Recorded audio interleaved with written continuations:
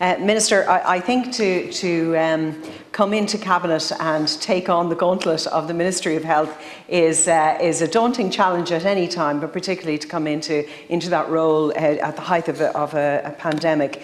It has been no joke, and well done. I think it has been. We are where we are, largely due to courageous decisions that have been made. So well done.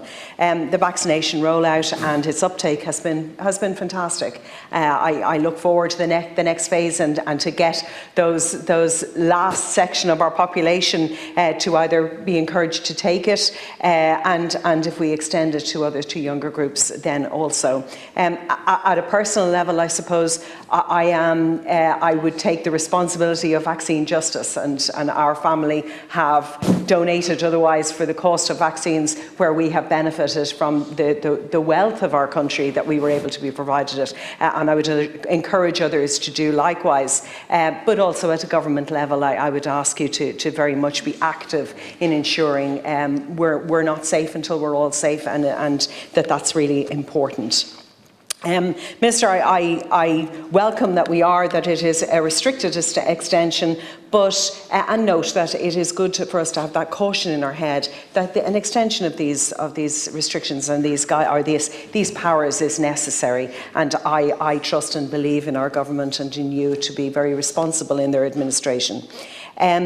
However, there's always a however. I suppose the however I would have would be the women that are out there, the families that are out there, the women and men, that I know that you have done everything that you can, but I would ask you to look and see, is there more that can be done, to hear their experiences, and we've met them in virtual meetings and that over the last number of weeks.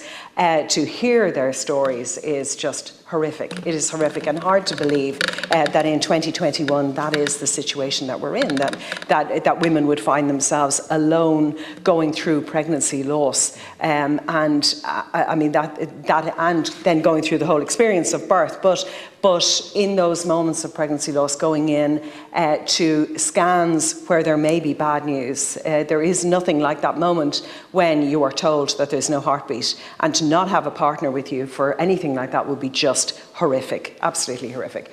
The other two, I suppose, areas that I want to raise with you in this is that we have an issue of couples who are due to go for IVF treatment, and where there is time critical. So we have a lot of the availability of IVF treatment in Ireland is based on the age of the mother, and in that instance some have, through no fault of their own, through COVID, they have gone past that age. So we need to look at that as a hangover from COVID and a consequence of COVID, where some couples are going to be denied their opportunity of parenthood through IVF as a consequence of COVID. And something needs to be, we need flexibility, that it's based on ability to be able to conceive or to be able to receive an embryo, as opposed to the age of the mother, because people do get pregnant at older ages, but we need to look at that. And lastly, I can't have you here without, the drum I'm going to beat,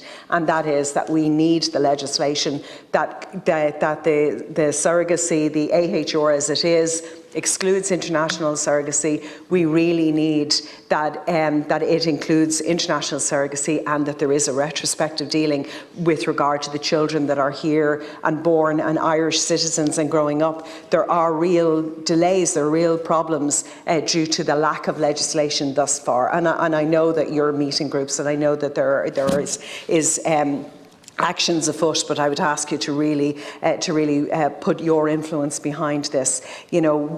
We are mammies. We're the only mammies our children have ever known. We have a right for them to have a lifelong legal relationship with us, not one that expires at 18. It is horrific to think that for my child to inherit from me, I am reliant on a barrister giving a legal opinion that I was her loco parentis all of her life. I should have a right to be named as her mother legally. I was there before she was born and all the way through it. So that is a really important thing for us to do.